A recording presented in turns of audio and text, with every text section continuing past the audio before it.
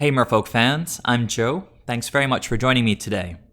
If you'd like to support my channel, please check out the link above to my Patreon page. I'll also put the link down below in the description. I just recently uploaded a really detailed sideboard guide for this list that I'm running in this league. It's available for download on my Patreon page for patrons. So if you're interested in checking out that sideboard guide, please head over to the Patreon page and pledge today. So this is round 3. I'm currently 2-0 in the league, and this is a picture-perfect opening hand, so easy keep for me, and the opponent looks like they kept as well. Snow-covered island into Mishra's Bauble. So it could be Grixis Death Shadow, could be Esper Death Shadow, could be Urza. Okay, Pyrite Spellbomb means it's definitely Urza combo. Another land is decent. It can let us hard cast Force of Negation. It also gets us closer to casting Master of Waves. Be aware that even though this looks very, very red, it's actually colorless and can kill Master of Waves. Fortunately, we've got these lords to boost our toughness. So that's the plan right now with the Spellbomb on the board, is get the lords down and protect them to keep our creature's toughness pretty high.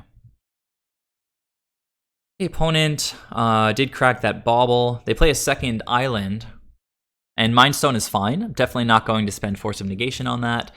Note that they currently have no red mana to actually use the 2 damage mode of Spellbomb.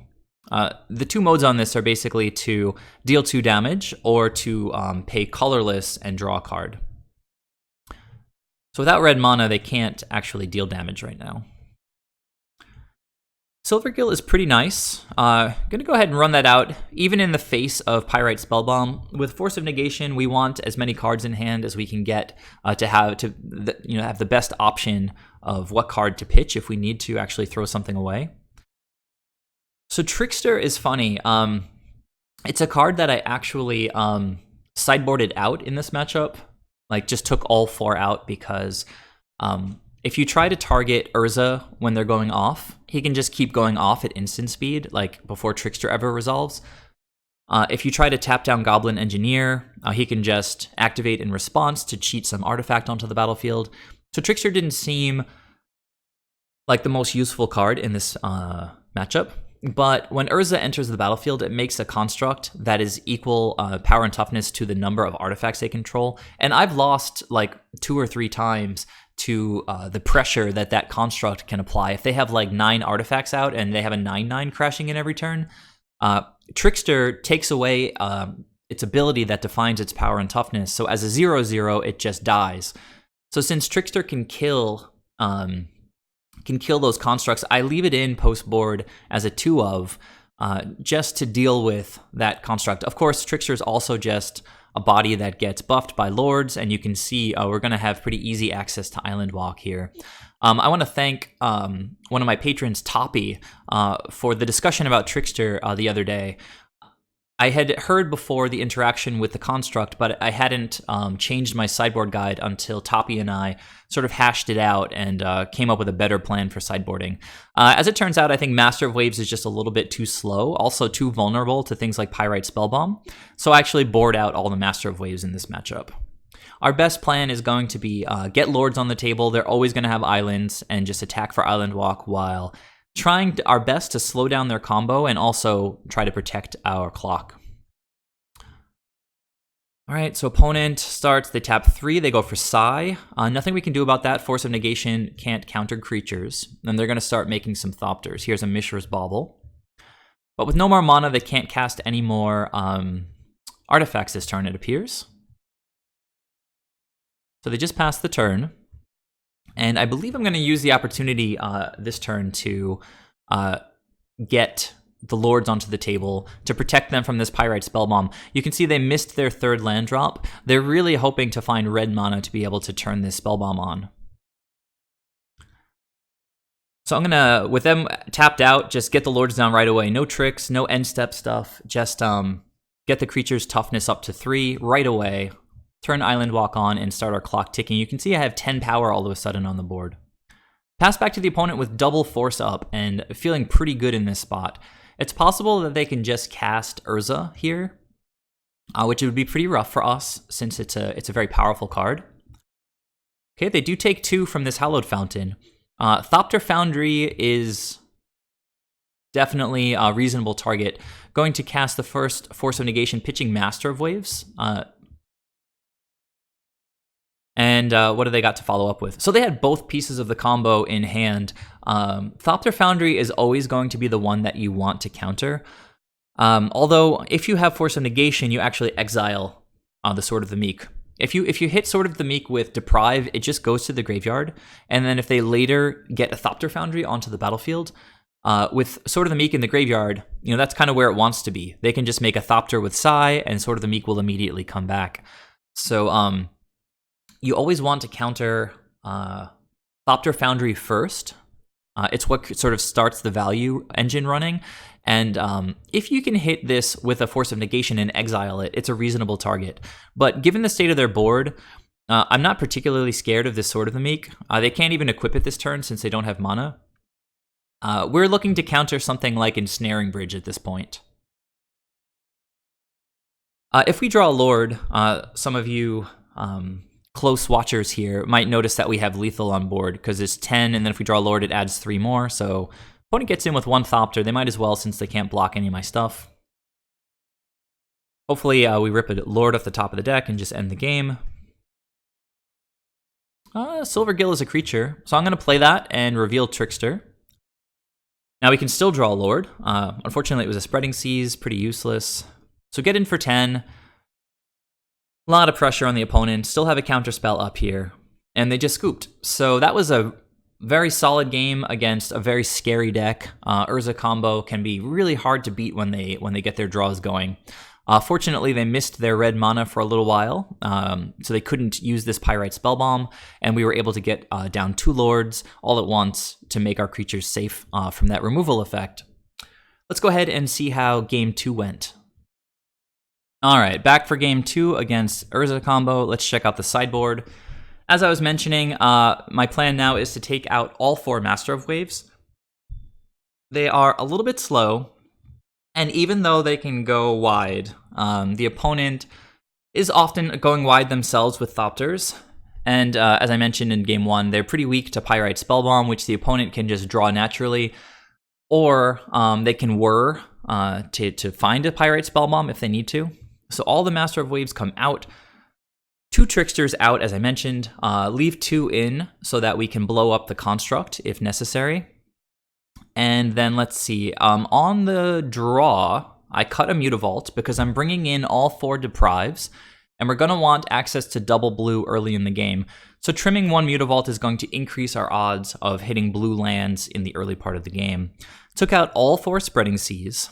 So that's 1, 2, 3, 4, 5, 6, 7, 8, 9, 10, 11, 12 cards out, and then I brought in, as I mentioned, 4 Deprives, and then 3 Echoing Truths. They can bounce a whole bunch of Thopters, they can bounce an Ensnaring Bridge, most importantly. 2 Dismembers can kill Urza, can kill Sai, can kill Goblin Engineer before it cheats something onto the battlefield. And then the last 3 cards would be 3 Phyrexian Revokers, which is actually our all-star in this matchup. If we can get it down and name Thopter Foundry, or name Urza, or name Goblin Engineer, it's often enough to win the game if the opponent can't get rid of it right away. So opponent's on the play, and I did have to think about this hand for a minute or two, but in pretty much any combo matchup, the aggressive deck, the deck that's trying to win with creatures, is on the back foot. And as a tempo deck, we have the option of playing defense really well. Whereas a deck like Goblins, they're pretty much only attacking, so they might lose pretty often to fast combo decks, especially ones like Thopter Foundry that can put a bunch of little blockers in front of their goblins. Merfolk can choose to leave up counter magic, and so particularly with the opponent on the play here, we're going to want to play defense, and this is a really beautiful defensive hand. We get to establish AEther Vial right away, and then just hold up counter magic for hopefully their only 2 bombs. If they have more than 2 bombs, it might be hard for us to deal with, but we've got a good start with this hand. So even though it looks a little bit clunky, it's almost picture perfect. The only thing that I could improve here would be turning one of these AEther Vials into almost anything else. another land, or especially another creature or even another counterspell. All right, so we've got a tapped Watery Grave. Well, there's another counterspell. Play an Aether Vial and pass. I believe these lists run something like a singleton Pithing Needle that they can search for with Horror of Invention. So that's a threat against this Aether Vial, but if we can keep this on the battlefield, we should be sitting pretty for this game. All right, nothing we can do about this Thopter Foundry. That's a very, very strong card. So, no real decision to be made here. Again, as the defensive player, we have to pass the turn, leaving up counter magic.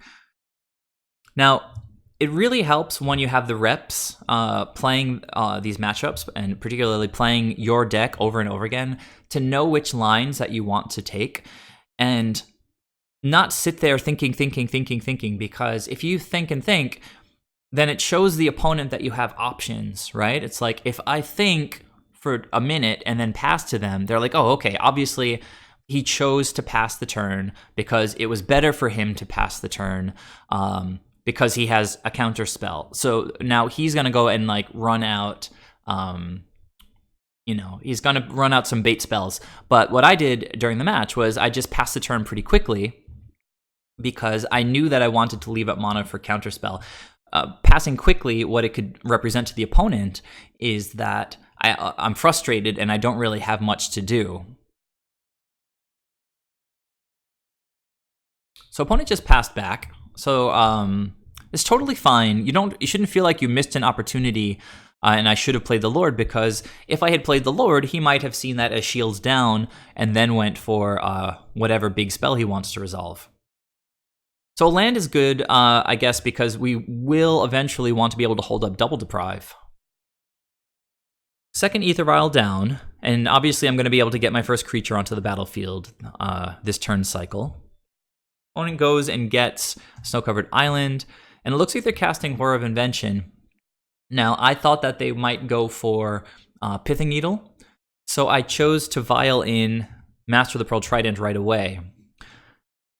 I was not going to counter this, because if they want to spend Pithing Needle to turn off my Aether Vials, that's sort of fine. I'm going to have 4 lands soon, and that's enough for me to operate. These counterspells are for much more important things, like Ensnaring Bridge, Urza, Sai, Thopter Foundry. Well, Thopter Foundry is already down here. So after I Vialed this guy in, the opponent thought for a bit on this Whir. It's possible that they changed their mind and decided to get something other than what they were originally going to get. But they did get an Astrolabe, which lets them filter their mana. That's going to let them use any of their blue or black mana to make red mana, should they need it with, for example, Pyrite Spellbomb or Lightning Bolt. Okay, Polluted Delta, cracks it right away. Go gets a Snow-Covered Swamp. And this is a beautiful target for Deprive. Opponent probably thinks I'm just on Force of Negation, and he's going to take the game over with Urza. I'm just going to counter that right away. And we get to start our clock ticking finally. So after taking out Master of Waves, we can pretty much just leave these Aether Vials on 2. Now that was wonderful, ripping another Lord there, because now Pyrite Spellbomb is kind of off the table as a way to remove one of these creatures. And if push comes to shove and I need to protect my clock, I do have counter spells for that. Okay, so there's the Pyrite Spellbomb. I'm going to let it resolve. You can see how wonderful it was that I drew that Lord right in time. Opponent down to 2 cards and just passing the turn. When an Urza opponent passes the turn with a whole bunch of stuff untapped, that typically means that they're going to go for War of Invention. I'm going to get both of these Aether Vials on 2 here. A reasonable thing would be to leave 1 on 1 for Ben, but if I draw a Silvergill, it's most likely that it's going to draw me into another 2-drop, so I just put them both on 2. Replay that island, try to get in for 6 here. Opponent took it, goes down to 9. And we can see them tapping for War of Invention here. Going for X equals 3, which is clearly Ensnaring Bridge. And I deprive that. So now we have our third Deprive at the ready. If we draw, since they ping themselves with that fetch land, they're down to 8. So if I draw a Lord, I've got lethal on board right now.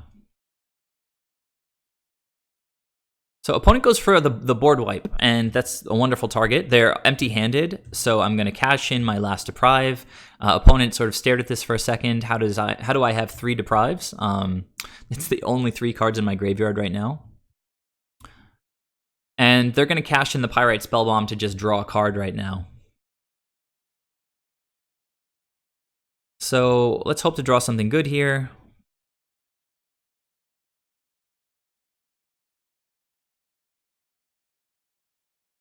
Waterlogged Grove is a redraw, so you can see the value again of having those in the deck. Relic is really good in the matchup, but since I don't have another land up, it's not as valuable as it could be.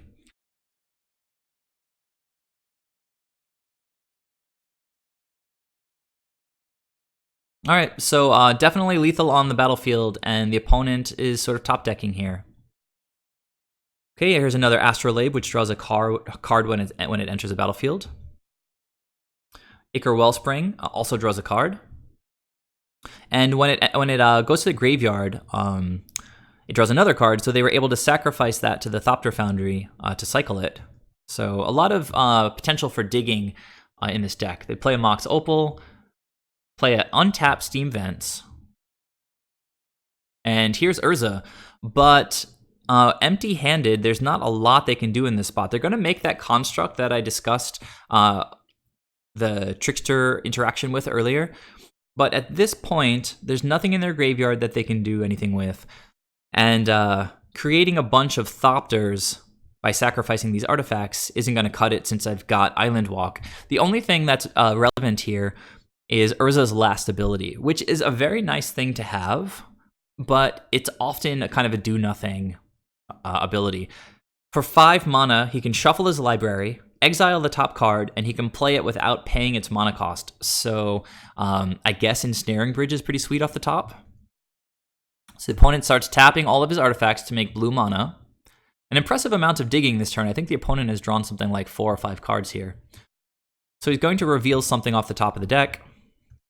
Oh no, he exiled something. So it was a Spire Bluff Canal, which he couldn't even play because he already played a land for the turn. And yeah, so I don't know why the opponent is not scooping. I guess they think I might misclick through my attacks, which is reasonable. Make them play it out. Get in for 6 with Island Walk, and they can't block, and that's it. So I 2-0'd Urza combo, which is a great feeling. I feel like the sideboard strategy has gotten a lot tighter. Thanks again to my patron Toppy for our conversation yesterday, sort of hammering out exactly what angle we want to attack this combo deck from. So thanks for watching, guys. Please leave your thoughts down below. Please subscribe if you haven't already, and of course, please check out my Patreon page. And tune in for the next video where I'll be back with the next round of this Modern League. I'll see you guys there. Thanks. Bye.